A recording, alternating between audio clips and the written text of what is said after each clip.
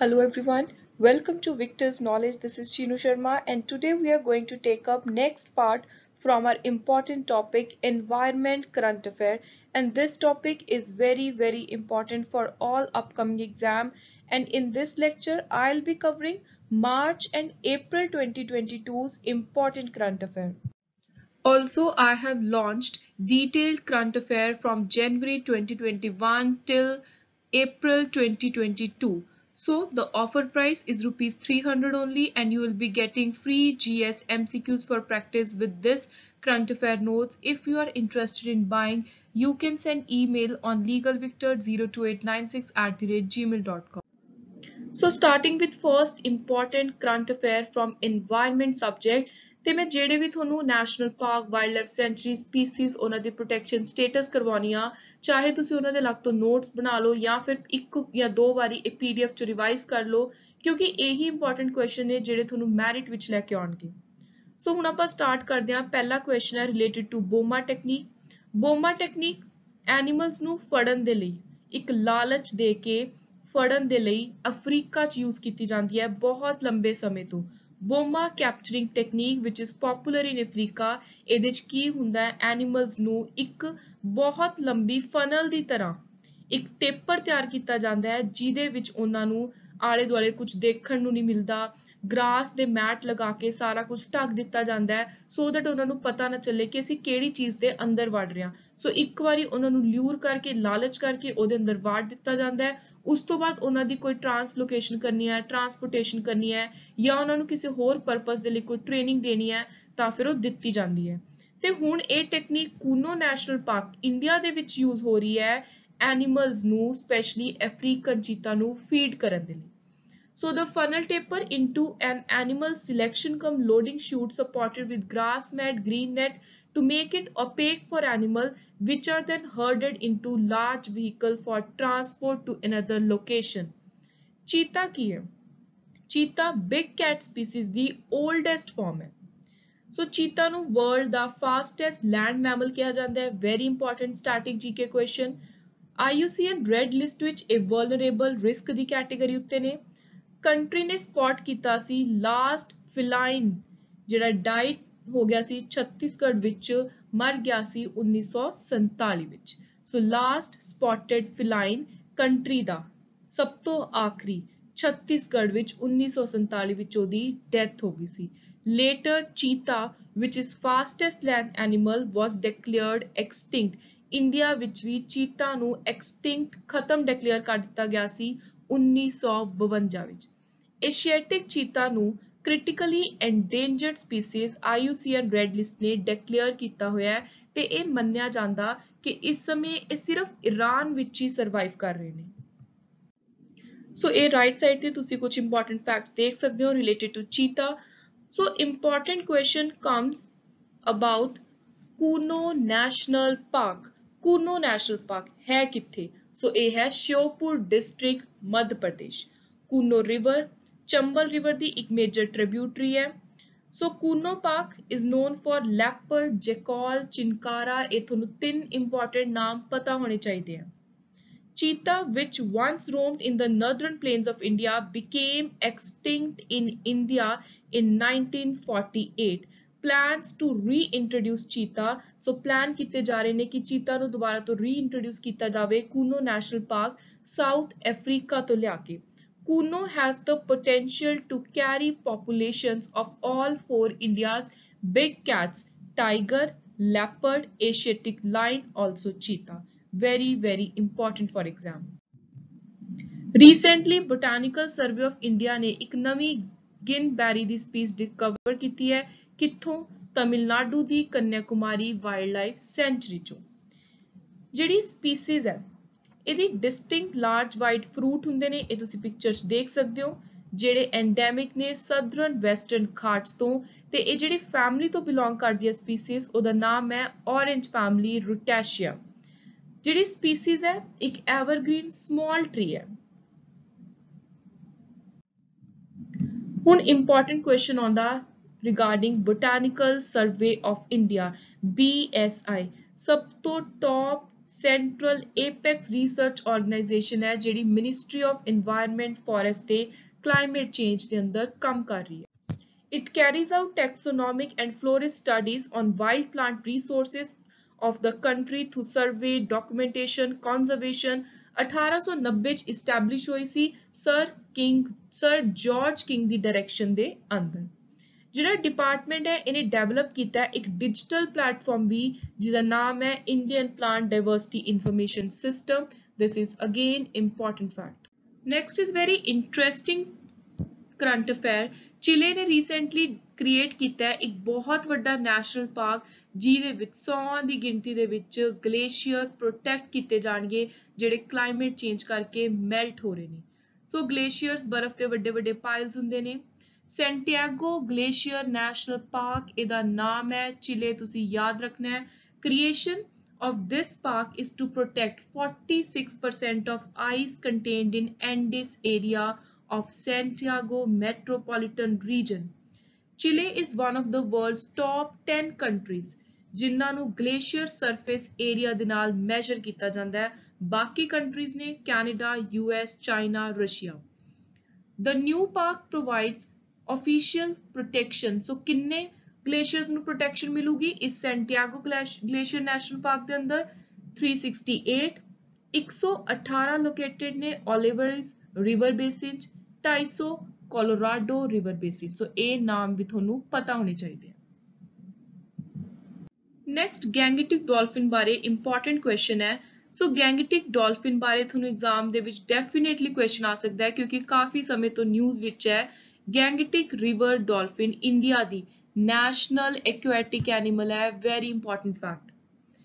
ਇਹ river system ਦੇ ਲਈ, ਰਿਵਰ ਈਕੋਸਿਸਟਮ ਦੇ ਲਈ ਇੱਕ ਬਹੁਤ ਹੀ ਜ਼ਿਆਦਾ ਇਹਦੀ ਪ੍ਰੈਜ਼ੈਂਸ ਹੋਣੀ ਇੱਕ ਹੈਲਦੀ ਸਿਗਨਲ ਦਿੰਦੀ ਹੈ, ਇੱਕ ਪੋਜ਼ਿਟਿਵ ਸਿਗਨਲ ਦਿੰਦੀ ਹੈ।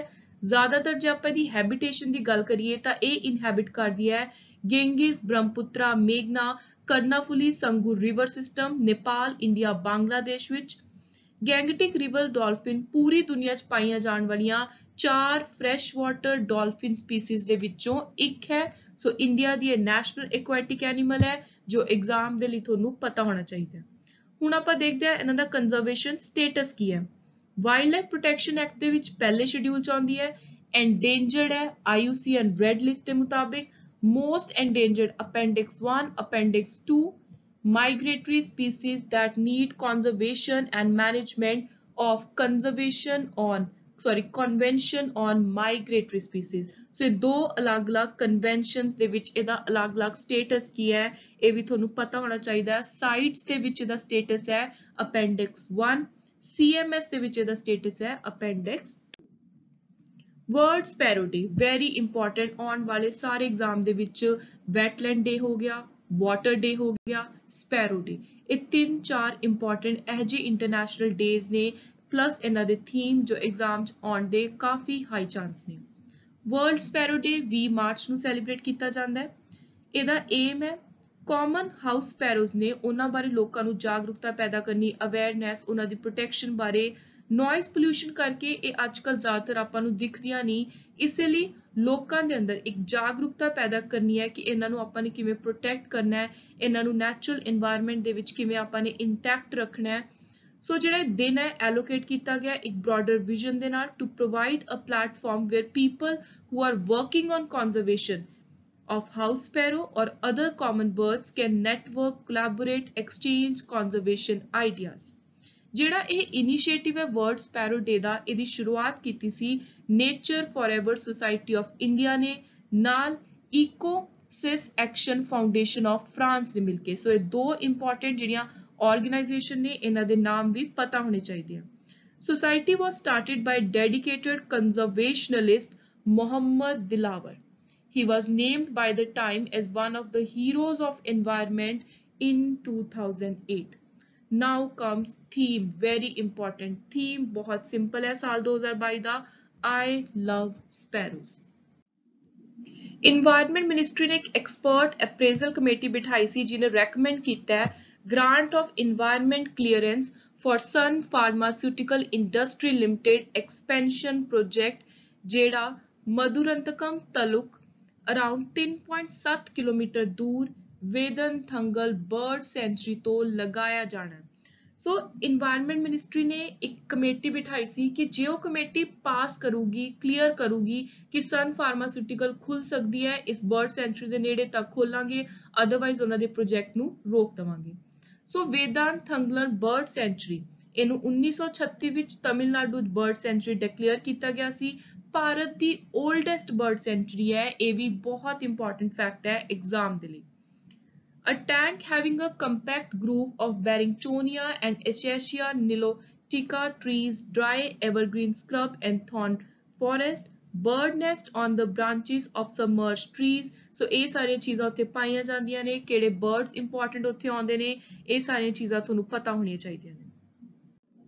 ICAR ਤੇ national bureau of fish genetic resource ਤੋਂ ਕੁਝ ਸਾਇੰਟਿਸਟ ਨੇ ਫੋਕਸ ਕੀਤਾ ਹੈ ਇੱਕ ਡਾਕੂਮੈਂਟੇਸ਼ਨ ਉੱਤੇ of aquatic genetic resources with special attention on fish and shellfish resources, ਜਿਨ੍ਹਾਂ ਨੇ ਡਿਸਕਵਰ ਕੀਤਾ ਹੈ ਇੱਕ ਨਵੀਂ ਸ਼੍ਰਿੰਪ ਦੀ ਸਪੀਸੀਜ਼। ਸੋ ਇਹ ਹੈ ਸ਼੍ਰਿੰਪ ਦੀ ਉਹ ਸਪੀਸੀਜ਼। ਸੋ ਹੁਣ ਆਪਾਂ ਕੁਝ ਇੰਪੋਰਟੈਂਟ ਫੈਕਟ ਦੇਖ ਲੈਂਦੇ ਆ ਇਸ ਸਪੀਸੀਜ਼ ਬਾਰੇ।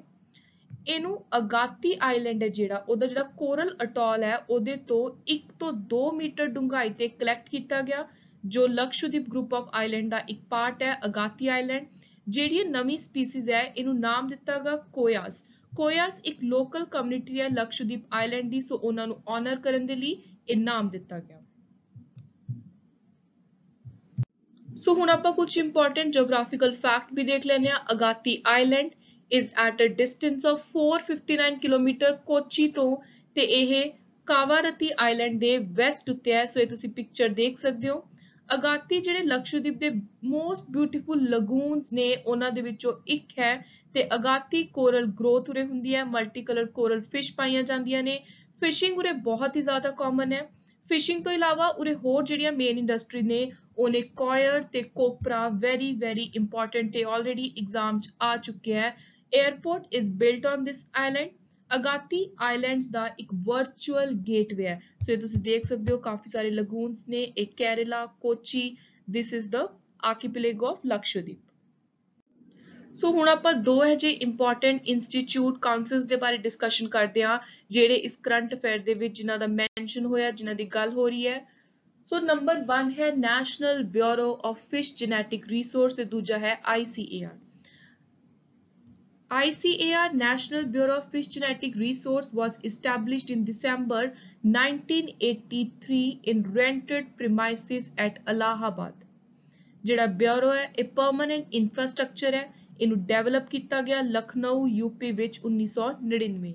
ਮੇਨ ਵਿਜ਼ਨ ਕੀ ਹੈ, ਇਹ ਜਿਹੜਾ ਇੰਸਟੀਚਿਊਟ ਹੈ ਇਹ ਤਿਆਰ ਕੀਤਾ ਗਿਆ ਇੱਕ ਵਿਜ਼ਨ ਦੇ ਨਾਲ, ਇੱਕ ਸੋਚ ਦੇ ਨਾਲ ਕਿ ਅਸੈਸਮੈਂਟ ਕਰਨੀ ਹੈ, ਕੰਜ਼ਰਵੇਸ਼ਨ ਕਰਨੀ ਹੈ fish genetic resources the for intellectual property protection, sustainable utilization and posterity। Next is ICAR, very important, ਬਹੁਤ ਵਾਰੀ ਇਹਦੇ ਨਾਲ related directly exam 'ਚ question ਦੇਖਣ ਨੂੰ ਮਿਲਦੇ ਨੇ। ਇਹਦੇ headquarters ਕਿੱਥੇ ਨੇ, ਇਹ one of the favorite question ਹੈ। Also ਕਿਹੜਾ ਕਮਿਸ਼ਨ ਇਹਦੇ ਨਾਲ related ਹੈ, ਕਿਹੜੀ ਕਮਿਸ਼ਨ ਦੀ ਰਿਪੋਰਟ ਦੇ ਨਾਲ ਇਹ ਤਿਆਰ ਕੀਤਾ ਗਿਆ, ਇਹਦਾ ਪਹਿਲਾ ਨਾਮ ਕੀ ਸੀ। ਸੋ ICAR Indian Council of Agricultural Research ਇੱਕ autonomous organization ਹੈ under Department of Agriculture, Research and Education, Ministry of Agriculture and Farmer Welfare, Government of India। ਪਹਿਲਾਂ ਇਹਦਾ ਨਾਮ ਸੀ Imperial Council of Agriculture Research। 16 ਜੁਲਾਈ 1929 ਨੂੰ establish ਕੀਤੀ ਗਈ ਸੀ as registered society under 1860 Societies Act। ਤੇ ਇਹ ਕਿਹੜੀ ਰਿਪੋਰਟ ਤੋਂ ਬਾਅਦ in pursuance of the report of Royal Commission on Agriculture, ਇਹ ਐਕਟ ਤੋਂ ਬਾਅਦ ਇਹਨੂੰ ਦਰਜ ਕਰਾਇਆ ਗਿਆ ਇਸ ਐਕਟ ਦੇ ਅੰਦਰ, ਤੇ ਫਿਰ ਇਹਦੀ establishment ਹੋਈ। ਇਹਦੇ ਹੈਡਕੁਆਰਟਰਸ ਬਹੁਤ ਇੰਪੋਰਟੈਂਟ ਐਗਜ਼ਾਮ ਦੇ ਲਈ। ਸੋ ICAR ਦੇ ਹੈਡਕੁਆਰਟਰਸ ਨੇ ਨਿਊ ਦਿੱਲੀ ਵਿੱਚ। So before beginning with our lecture, I want to share something important with you guys. So I have launched a special crash course for Naib Tehsildar exam। So if you need any details or you have any query regarding the contents, the inclusions of this course, you can send me email on this below mentioned email address. The price is mentioned here. If you don't want to buy complete course, you can avail only video lectures or only GS notes or for that matter you can even buy only mock test or MCQs for practice. That's completely up to you as per your relevance. The city in Muradabad in UP is the second most noise polluted city globally according to recent report ਤੇ ਇਹ report release ਕੀਤੀ ਹੈ UNEP ਨੇ, United Nations Environment Program। ਸੋ ਇਹ organization ਦਾ name ਵੀ ਕਾਫੀ important ਹੈ। ਸੋ ਪੂਰੀ ਦੁਨੀਆ ਵਿੱਚ ਦੂਜੇ ਨੰਬਰ ਤੇ ਸਭ ਤੋਂ ਜ਼ਿਆਦਾ ਜਿੱਥੇ ਸ਼ੋਰ ਸ਼ਰਾਬਾ ਹੈ ਜਿਹੜੀ noise polluted city ਹੈ ਉਹ ਹੈ UP the Moradabad. Frontier 2022 report mentions a total of 61 cities ਦੀ ਗੱਲ ਹੋ ਰਹੀ ਹੈ। ਸਭ ਤੋਂ ਜ਼ਿਆਦਾ highest noise pollution ਹੈ 119 ਡੈਸੀਬਲ ਢਾਕਾ ਜੋ ਬੰਗਲਾਦੇਸ਼ ਦੀ ਕੈਪੀਟਲ ਹੈ। ਸੋ ਇਹ ਵੀ ਤੁਹਾਨੂੰ ਪਤਾ ਹੋਣੀ ਚਾਹੀਦੀ ਹੈ। ਨੰਬਰ 2 ਤੇ ਹੈ ਮੁਰਾਦਾਬਾਦ ਯੂਪੀ। ਮੁਰਾਦਾਬਾਦ ਨੇ ਰਿਕਾਰਡ ਕੀਤਾ ਹੈ 114 ਡੈਸੀਬਲ। ਤੀਜੇ ਨੰਬਰ ਤੇ ਹੈ ਪਾਕਿਸਤਾਨ ਦੀ ਕੈਪੀਟਲ ਇਸਲਾਮਾਬਾਦ ਜਿੱਥੇ noise pollution ਦਾ ਲੈਵਲ ਹੈ 105 ਡੈਸੀਬਲ। ਸੋ ਇਸ ਰਿਪੋਰਟ ਦੇ ਵਿੱਚ ਜਿਹੜੀ ਫਰੰਟੀਅਰ 2022 ਰਿਪੋਰਟ ਆਈ ਹੈ ਸਾਊਥ ਏਸ਼ੀਆ ਦੇ ਵਿੱਚੋਂ 13 noise polluted cities ਨੇ। ਇੰਡੀਆ ਦੀ ਸਿਚੁਏਸ਼ਨ ਬਹੁਤ ਜ਼ਿਆਦਾ ਅਲਾਰਮਿੰਗ ਹੈ, ਇਹਦੇ ਉੱਤੇ ਧਿਆਨ ਦੇਣ ਦੀ ਲੋੜ ਹੈ ਕਿਉਂਕਿ ਇੰਡੀਆ ਦੇ ਜਿਹੜੇ ਹੋਰ ਸਿਟੀਜ਼ ਆਈਆਂ ਨੇ ਟੌਪ ਦੇ ਵਿੱਚ ਇੱਕ ਹੈ ਕੋਲਕਾਤਾ, ਦੈਨ ਅਸਨਸੋਲ, ਜੈਪੁਰ, ਦਿੱਲੀ। ਨੋਇਜ਼ ਨੂੰ 에ਅਰ ਪੋਲਿਊਟੈਂਟ ਕਲਾਸੀਫਾਈ ਕੀਤਾ ਗਿਆ ਹੈ air prevention and control of pollution act 1981 ਦੇ ਅੰਦਰ। WHO ਨੇ ਇੱਕ ਰეკਮੈਂਡੇਸ਼ਨ ਦਿੱਤੀ ਹੋਈ ਹੈ ਨੋਇਜ਼ ਪੋਲਿਊਸ਼ਨ ਨੂੰ ਲੈ ਕੇ ਕਿ ਕਿੰਨਾ ਸਟੈਂਡਰਡ ਹੋਣਾ ਚਾਹੀਦਾ ਹੈ ਡੈਸੀਬਲਸ ਦਾ ਰੈਜ਼ੀਡੈਂਸ਼ੀਅਲ ਏਰੀਆ ਦੇ ਵਿੱਚ। ਇਹ ਜਿਹੜੀ ਰეკਮੈਂਡੇਸ਼ਨ ਸੀ 1999 ਦੀਆਂ ਗਾਈਡਲਾਈਨਸ ਵਿੱਚ ਹੈ। ਸੋ 55 ਡੈਸੀਬਲ ਰੈਜ਼ੀਡੈਂਸ਼ੀਅਲ ਏਰੀਆ, ਟ੍ਰੈਫਿਕ ਤੇ ਬਿਜ਼ਨਸ ਸੈਕਟਰ ਦੇ ਵਿੱਚ limit 70 decibel. WHO set the limit of noise pollution on road 53 decibel taking into account health safety। ਸੂਰਤ ਪਹਿਲਾ ਸ਼ਹਿਰ ਬਣਿਆ ਹੈ ਦੇਸ਼ ਦਾ ਜਿੱਥੇ ਪ੍ਰੋਸੈਸ ਸਟੀਲ ਸਲੈਗ ਰੋਡ ਤਿਆਰ ਕੀਤੀ ਜਾਊਗੀ ਇੰਡਸਟਰੀਅਲ ਵੇਸਟ ਤੋਂ ਤਿਆਰ ਕੀਤੀ ਗਈ road. Process steel slag road ਇਹ ਪਾਰਟ ਹੈ ਜੁਆਇੰਟ ਵੈਂਚਰ ਪ੍ਰੋਜੈਕਟ ਦਾ ਤੇ ਇਸ ਪ੍ਰੋਜੈਕਟ ਦੇ ਵਿੱਚ ਕੌਣ ਹੈ? Number 1 CSIR Council of Scientific and Industrial Research, then Central Road Research Institute, Ministry of Steel ਦੀ, ਨੀਤੀ ਆਯੋਗ ਹੈ, ArcelorMittal Nippon Steel AMNS। ਜਿਹੜੀ 6 ਲੇਨ ਪਬਲਿਕ ਰੋਡ ਤਿਆਰ ਕੀਤੀ ਜਾਊਗੀ ਕਿਲੋਮੀਟਰ ਲੌਂਗ ਸਟ੍ਰੈਚ ਦੇ ਉੱਤੇ ਹਜ਼ੀਰਾ ਇੰਡਸਟਰੀਜ਼ ਵਿੱਚ। ਕੰਸਟਰਕਸ਼ਨ ਕਾਸਟ ਹੈ ਜਿਹੜੀ ਪ੍ਰੋਸੈਸ ਸਟੀਲ ਸਲੈਗ ਰੋਡ ਦੀ ਇਹ 30% ਸਸਤੀ ਹੈ। ਜਿਹੜੇ ਆਪਾਂ ਦੂਜੇ ਨੈਚੁਰਲ ਐਗਰੀਗੇਟਸ ਤੋਂ ਸੜਕਾਂ ਬਣਾਉਣੇ ਆ ਉਹਦੇ ਨਾਲੋਂ 30% ਘੱਟ ਖਰਚਾ ਪਊਗਾ। ਜਿਹੜਾ ਪ੍ਰੋਜੈਕਟ ਹੈ ਇੱਕ ਇਨੀਸ਼ੀਏਟਿਵ ਦੇ ਅੰਦਰ ਤਿਆਰ ਕੀਤਾ ਜਾ ਰਿਹਾ ਹੈ ਤੇ ਉਹ ਇਨੀਸ਼ੀਏਟਿਵ ਦਾ ਨਾਮ ਹੈ waste to wealth and clean India campaign. Ladakh ਵਿੱਚ ਇੰਡੀਆ ਦਾ ਪਹਿਲਾ ਜੀਓਥਰਮਲ ਪ੍ਰੋਜੈਕਟ ਹੋਣ ਜਾ ਰਿਹਾ ਹੈ। ਲਦਾਖ ਦੀ administration, hill development council, ONGC ਤਿੰਨਾਂ ਨੇ ਮਿਲ ਕੇ ਇੱਕ ਅਗਰੀਮੈਂਟ ਮੈਮੋਰ ਆਫ ਅੰਡਰਸਟੈਂਡਿੰਗ ਸਾਈਨ ਕੀਤੀ ਹੈ ਇੰਡੀਆ ਦਾ ਪਹਿਲਾ geothermal field development project establish ਕਰਨ ਦੇ ਲਈ। ONGC energy centre main implementing agency ਹੋਊਗੀ ਇਸ ਪ੍ਰੋਜੈਕਟ ਦੇ ਲਈ ਜਿਹੜੀ ਪੂਰੀ ਇਹਦੀ ਇੰਪਲੀਮੈਂਟੇਸ਼ਨ ਉੱਤੇ ਧਿਆਨ ਦੇਊਗੀ, ਇੰਪਲੀਮੈਂਟੇਸ਼ਨ ਕਰਵਾਊਗੀ। ਤੇ ਮੇਨ ਮਕਸਦ ਹੈ ਇਸ ਪ੍ਰੋਜੈਕਟ ਦਾ ਕਿ ਜਿਹੜੀ UT ਹੈ ਲਦਾਖ ਦੀ ਉੱਥੇ ਇੱਕ ਨਵਾਂ ਗ੍ਰੀਨ ਐਨਰਜੀ ਦਾ ਸੋਰਸ ਕ੍ਰੀਏਟ ਕੀਤਾ ਜਾਵੇ, ਜਨਰੇਟ ਹੋਵੇ। ਇਹਦੀ ਲੋਕੇਸ਼ਨ ਰਹੂਗੀ ਈਸਟਰਨ ਲਦਾਖ ਏਰੀਆ, ਪੁਗਾ, ਚੁਮਾਗਾਤ। Then are said to be the most promising geothermal fields in India। ਇਹ ਏਰੀਆ ਇਸ ਲਈ ਚੁਣਿਆ ਗਿਆ ਕਿਉਂਕਿ ਜਿਹੜਾ ਇਹ ਚੁਮਾਥਾਂਗ, ਈਸਟਰਨ ਲਦਾਖ, ਪੁਗਾ ਵਾਲਾ ਏਰੀਆ ਹੈ ਇਹਨੂੰ ਜੀਓਥਰਮਲ ਫੀਲਡ ਦੇ ਲਈ ਸਭ ਤੋਂ ਸੂਟੇਬਲ, ਸਭ ਤੋਂ ਸਹੀ ਮੰਨਿਆ ਜਾਂਦਾ ਹੈ ਪੂਰੇ ਭਾਰਤ ਦੇ ਅੰਦਰ। ਜਿਹੜਾ ਇਹ ਏਰੀਆ ਹੈ ਇਹਨੂੰ ਡਿਸਕਵਰ ਕੀਤਾ ਸੀ 1970 ਦੇ ਵਿੱਚ। ਬਾਅਦ ਵਿੱਚੋਂ ਇਹਨੂੰ ਪ੍ਰੋਪਰਲੀ ਦੱਸਿਆ ਗਿਆ ਸੀ ਕਿ ਜੀਓਥਰਮਲ ਫੀਲਡ ਦੇ ਲਈ ਪੂਰਾ ਸੂਟੇਬਲ ਹੈ by geological survey of India. So next ਬਹੁਤ ਇੰਪੋਰਟੈਂਟ ਪੰਜਾਬ ਕਰੰਟ ਅਫੇਅਰ ਹੈ। ਸੋ ਬੇਸਿਕਲੀ ਪੰਜਾਬ ਸਰਕਾਰ ਨੇ ਰੀਸੈਂਟਲੀ ਇੱਕ ਇੰਪੋਰਟੈਂਟ ਅਨਾਉਂਸਮੈਂਟ ਕੀਤੀ ਹੈ ਕਿ ਆਉਣ ਵਾਲੇ ਖਾਰਿਫ ਸੋਇੰਗ ਸੀਜ਼ਨ ਦੇ ਵਿੱਚ direct seeding of rice method ਅਪਣਾਇਆ ਜਾਊਗਾ ਕੁੱਲ 1.2 ਮਿਲੀਅਨ ਹੈਕਟੇਅਰ ਏਰੀਆ ਉੱਤੇ। ਆਪਾਂ ਨੂੰ ਪਤਾ ਹੈ ਪੰਜਾਬ ਦੇ ਵਿੱਚ ਗਰਾਊਂਡ ਵਾਟਰ ਦੀ ਕਿੰਨੀ ਕਮੀ ਚੱਲ ਰਹੀ ਹੈ, ਕਿੰਨਾ ਮੇਨ ਇਹ ਕੰਸਰਨ ਬਣਿਆ ਹੋਇਆ ਹੈ। ਸੋ ਹੁਣ ਇਸ ਚੀਜ਼ ਨੂੰ ਬਚਾਉਣ ਦੇ ਲਈ, ਪਾਣੀ ਨੂੰ ਕੰਜ਼ਰਵ ਕਰਨ ਦੇ ਲਈ direct seeding of rice method ਅਪਣਾਇਆ ਜਾਊਗਾ। 2021 ਵਿੱਚ ਐਕਸਪੈਰੀਮੈਂਟਲ ਤੌਰ ਤੇ 0.6 ਮਿਲੀਅਨ ਹੈਕਟੇਅਰ ਦਾ ਏਰੀਆ ਸੀ ਜਿਹੜਾ DSR ਟੈਕਨੀਕ ਦੇ ਅੰਦਰ ਲਿਆਂਦਾ ਗਿਆ ਸੀ। ਹੁਣ ਇਹਨੂੰ ਆਉਣ ਵਾਲਾ ਜਿਹੜਾ ਸੋਇੰਗ ਸੀਜ਼ਨ ਹੈ ਖਾਰਿਫ ਦਾ ਉਹਦੇ ਵਿੱਚ ਡਬਲ ਕਰ ਦਿੱਤਾ ਗਿਆ। ਸੋ ਪਹਿਲਾਂ ਕੀ ਹੁੰਦਾ ਸੀ, ਨਰਸਰੀ ਤੋਂ ਟ੍ਰਾਂਸਪਲਾਂਟ ਕੀਤੇ ਜਾਂਦੇ ਸੀ ਸੀਡ, ਫਿਰ ਉਹਨਾਂ ਨੂੰ ਸੋ ਕੀਤਾ ਜਾਂਦਾ ਸੀ ਫੀਲਡ ਵਿੱਚ। ਹੁਣ ਕੀ ਹੋਊਗਾ, ਸਿੱਧਾ ਡਾਇਰੈਕਟਲੀ ਰਾਈਸ ਦਾ ਜਿਹੜਾ ਸੀਡ ਹੈ ਉਹ ਫੀਲਡ ਵਿੱਚ ਹੀ ਸੋ ਕੀਤਾ ਜਾਊਗਾ। So DSR is direct seeding of rice in which seeds are sown in the field rather than by transplanting seedling from nursery. It aims to sow short duration and HYV high yield varieties. So basically ਇਹਦੇ ਵਿੱਚ ਕੀ ਹੈ, ਜਿਹੜਾ field ਹੈ ਉਹਨੂੰ prepare ਹੋ ਜਾਊਗਾ to optimum soil moisture condition and paddy is seeded immediately। ਇਸ technique ਦੇ ਨਾਲ ਗਰਾਊਂਡ ਵਾਟਰ ਦੀ ਬਹੁਤ ਹੀ ਜ਼ਿਆਦਾ ਵੱਡੇ ਲੈਵਲ ਉੱਤੇ ਕੰਜ਼ਰਵੇਸ਼ਨ ਹੋ ਸਕੂਗੀ। Electricity as oppose to traditional water intensive method, it can help reduce water consumption. 35% ਤੱਕ ਵਾਟਰ ਕੰਜ਼ੰਪਸ਼ਨ ਘਟੂਗੀ, ਪਾਣੀ ਦੀ ਜ਼ਰੂਰਤ ਘਟੂਗੀ ਇਸ ਮੈਥਡ ਦੇ ਨਾਲ। So it is very important. DSR method ਦੇ ਮੇਨ ਬੈਨੀਫਿਟਸ ਕੀ ਨੇ ਉਹ ਤੁਸੀਂ ਇਸ ਪਿਕਚਰ ਵਿੱਚ ਦੇਖ ਸਕਦੇ ਹੋ, ਪੜ੍ਹ ਸਕਦੇ ਹੋ। Labour use efficiency, then suitable for crop intensification, ਜ਼ਿਆਦਾ ਪ੍ਰੋਫਿਟ, ਘੱਟ ਖਰਚਾ, ਈਜ਼ੀਅਰ ਤੇ ਫਾਸਟਰ ਸੋਇੰਗ, 7 ਤੋਂ 10 ਦਿਨ ਸਿਰਫ ਲੱਗਣਗੇ ਮੈਚੋਰਿਟੀ ਦੇ ਲਈ। Then higher or comparable grain yield, decreases greenhouse gas emission, ਵਾਤਾਵਰਣ ਉੱਤੇ ਘੱਟ ਨੁਕਸਾਨ ਹੋਊਗਾ, ਬੈਟਰ ਸੋਇਲ ਦੀਆਂ ਫਿਜ਼ੀਕਲ ਪ੍ਰੋਪਰਟੀਜ਼ ਮੇਨਟੇਨ ਰਹਿਣਗੀਆਂ। ਸੋ ਹੁਣ ਆਪਾਂ ਰਾਈਸ ਦੀ ਗੱਲ ਕਰਦੇ ਹਾਂ ਤਾਂ ਇਹਦੇ ਨਾਲ ਹੀ ਆਪਾਂ ਇੱਕ ਹੋਰ ਜੀਓਗ੍ਰਾਫੀ ਦਾ ਵੀ ਇਕੁਏਸ਼ਨ ਤਿਆਰ ਕਰ ਲੈਂਦੇ ਹਾਂ। ਸੋ ਆਪਾਂ ਦੇਖ ਲੈਂਦੇ ਹਾਂ ਕੁਝ important facts related to rice. Rice ਕੀ ਹੈ, ਆਪਾਂ ਇਹਨੂੰ ਖਾਣ ਦੇ ਲਈ ਯੂਜ਼ ਕਰਦੇ ਹਾਂ, ਸਟੇਪਲ ਫੂਡ ਆ ਜ਼ਿਆਦਾਤਰ ਮੈਜੋਰਿਟੀ ਇੰਡੀਆ ਦੀ ਪੋਪੂਲੇਸ਼ਨ ਦਾ। ਇੱਕ ਖਾਰਿਫ ਕ੍ਰੌਪ ਹੈ, ਇਹਨੂੰ ਜ਼ਿਆਦਾ ਟੈਂਪਰੇਚਰ ਚਾਹੀਦਾ ਉਗਾਉਣ ਦੇ ਲਈ, 25 ਡਿਗਰੀ ਸੈਲਸੀਅਸ ਤੋਂ ਜ਼ਿਆਦਾ, ਹਾਈ ਹਿਊਮਿਡਿਟੀ ਨਮੀ, ਐਨੂਅਲ ਰੇਨਫਾਲ 100 ਸੈਂਟੀਮੀਟਰ ਤੋਂ ਜ਼ਿਆਦਾ ਚਾਹੀਦੀ ਹੈ। ਜਿਹੜੇ ਏਰੀਆ 'ਚ ਘੱਟ ਮੀਂਹ ਪੈਂਦਾ ਉੱਥੇ ਸਿੰਚਾਈ ਦੀ ਮਦਦ ਦੇ ਨਾਲ ਇਰੀਗੇਸ਼ਨ ਕਰਕੇ ਰਾਈਸ ਉਗਾਇਆ ਜਾ ਸਕਦਾ ਹੈ। ਅਬਾਊਟ 1/4 ਆਫ ਟੋਟਲ ਕ੍ਰੌਪਡ ਇੰਡੀਆ, ਜਿੰਨਾ ਵੀ ਇੰਡੀਆ ਦੇ ਅੰਦਰ ਏਰੀਆ ਕ੍ਰੌਪ ਦੇ ਅੰਦਰ ਆਉਂਦਾ ਉਹਦੇ ਚੋਂ 1/4 ਰਾਈਸ ਕਲਟੀਵੇਸ਼ਨ 'ਚ ਆਉਂਦਾ। ਸਭ ਤੋਂ ਘੱਟ ਕਿਹੜੀਆਂ ਸਟੇਟਸ ਨੇ ਜਿਹੜੀਆਂ ਰਾਈਸ ਪ੍ਰੋਡਿਊਸ ਕਰਦੀਆਂ ਨੇ? ਸੋ ਸਦਰਨ ਸਟੇਟਸ ਨੇ, ਵੈਸਟ ਬੰਗਾਲ ਕੁਝ ਸਟੇਟਸ ਨੇ ਜਿਹੜੀਆਂ ਇਸ ਕ੍ਰੌਪ ਨੂੰ ਐਗਰੀਕਲਚਰ ਈਅਰ ਦੇ ਵਿੱਚ 2 ਤੋਂ 3 ਵਾਰੀ ਵੀ ਇੰਨਾ ਸੂਟੇਬਲ ਕਲਾਈਮੇਟ ਦਿੰਦੀਆਂ ਨੇ ਕਿ ਉੱਥੇ ਰਾਈਸ ਸਾਲ 'ਚ 2 ਤੋਂ 3 ਵਾਰੀ ਵੀ ਗਰੋ ਕੀਤਾ ਜਾਂਦਾ ਹੈ, ਕਲਟੀਵੇਟ ਕੀਤਾ ਜਾਂਦਾ ਹੈ। ਤੇ ਵੈਸਟ ਬੰਗਾਲ ਦੇ ਫਾਰਮਰ ਨੇ ਉਹ 3 ਰਾਈਸ ਦੀਆਂ ਕ੍ਰੌਪਸ ਗਰੋ ਕਰਦੇ ਨੇ, ਔਸ, ਅਮਨ ਤੇ ਬੋਰੋ। Very important.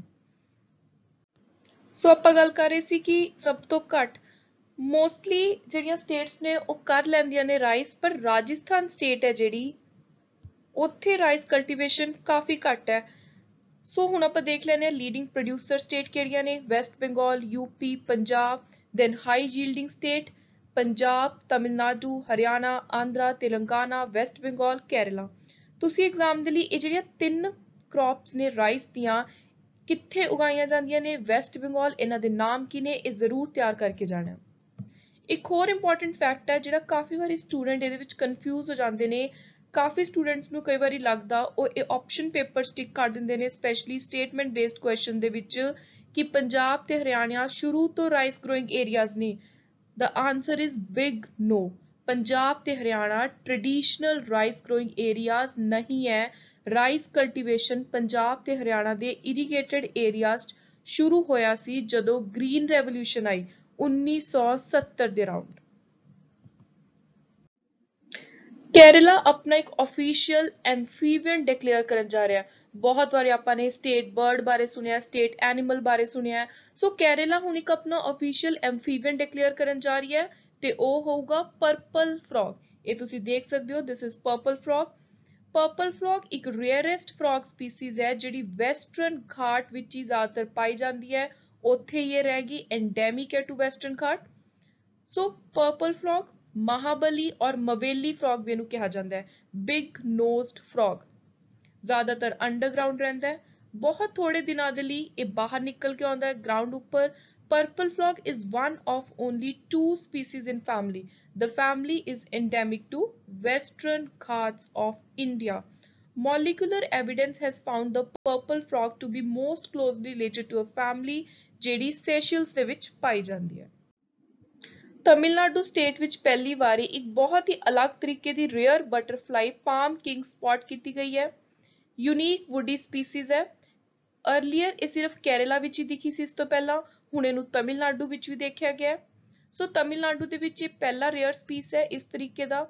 Palm king was first recorded in South India by British scientist S. Ferguson in 1891। ਜਿਹੜੀ ਬਟਰਫਲਾਈ ਹੈ ਇਹ ਇੰਡੀਆ ਦੇ ਕਾਫੀ ਹਿੱਸਿਆਂ ਵਿੱਚ ਡਿਸਟ੍ਰੀਬਿਊਟਡ ਹੈ, then Myanmar, Indo China, peninsula Malaysia, Thailand. Niti Aayog ਨੇ ਰੀਸੈਂਟਲੀ ਇੰਡੀਆ ਦੀ ਪਹਿਲੀ ਸਟੇਟ એનર્ਜੀ ਤੇ climate index round 1 report release ਕੀਤੀ ਹੈ, ਜਿਹਦੇ ਅੰਦਰ ਪਰਫਾਰਮੈਂਸ ਦੱਸੀ ਗਈ ਹੈ ਅਲੱਗ-ਅਲੱਗ એનર્ਜੀ ਐਫੀਸ਼ੀਐਂਸੀ ਤੇ ਕਲਾਈਮੇਟ ਰੈਜ਼ੀਲੀਅੰਸ ਯੂਟੀਜ਼ ਦੀ, ਸਟੇਟਸ ਦੀ, ਕਿ ਕਿਹੜੀ ਸਟੇਟ ਕਿਹੜੀ ਯੂਟੀ ਕਿਸ ਤਰੀਕੇ ਨਾਲ ਪਰਫਾਰਮ ਕਰ ਰਹੀ ਹੈ એનર્ਜੀ ਐਫੀਸ਼ੀਐਂਸੀ ਵਿੱਚ ਤੇ ਕਲਾਈਮੇਟ ਨੂੰ ਬਚਾਉਣ ਵਿੱਚ। ਸੋ ਓਵਰਆਲ ਨੈਸ਼ਨਲ ਸਕੋਰ ਰਿਹਾ 40.6। More than half the states scored higher than average according to index. This implies that the remaining couldn't even manage that. 3 UTs ਨੇ, 2 states ਨੇ ਜਿਨ੍ਹਾਂ ਨੇ 50 ਤੋਂ ਜ਼ਿਆਦਾ ਸਕੋਰ ਕੀਤਾ ਹੈ। So Chandigarh, Delhi, Daman and Diu and Dadra and Nagar Haveli, then Gujarat ਤੇ Goa best performing state, very important for exam। Chandigarh ਨੇ ਟੌਪ ਕੀਤਾ ਹੈ ਇਸ ਇੰਡੈਕਸ ਦੇ ਵਿੱਚ ਤੇ ਸਕੋਰ ਰਿਹਾ ਹੈ 55.7। ਲਕਸ਼ਦੀਪ ਦਾ ਲੋਐਸਟ ਸਕੋਰ ਰਿਹਾ 26.9। ਸੋ ਕਿਵੇਂ ਅਲੱਗ-ਅਲੱਗ એનર્ਜੀ ਦੀ ਜਿਹੜੀਆਂ ਚੀਜ਼ਾਂ ਨੇ ਉਹਨੂੰ ਯੂਜ਼ ਕਰਦੇ ਆ, ਉਹਨਾਂ ਦਾ ਵਾਤਾਵਰਣ ਦੇ ਉੱਤੇ ਕੀ ਅਸਰ ਪੈਂਦਾ ਹੈ, ਇਹ ਸਾਰੀਆਂ ਚੀਜ਼ਾਂ ਨੂੰ ਧਿਆਨ 'ਚ ਲਿਆ ਕੇ ਇਹ ਸਾਰੇ ਪੈਰਾਮੀਟਰਸ ਨੂੰ ਦੇਖਦੇ ਹੋਏ ਇਸ ਇੰਡੈਕਸ ਨੂੰ ਰਿਲੀਜ਼ ਕੀਤਾ ਗਿਆ। ਲੋਐਸਟ ਸਕੋਰ 7 ਅਚੀਵ ਕੀਤਾ ਛੱਤੀਸਗੜ੍ਹ ਨੇ। ਇਹ ਗੱਲ ਹੋ ਰਹੀ ਸੀ ਯੂਟੀਸ ਦੀ, this is about the state. So ਜਿਹੜਾ ਇੰਡੈਕਸ ਹੈ ਇਹਦੇ ਅੰਦਰ 6 ਪੈਰਾਮੀਟਰ ਸੀ।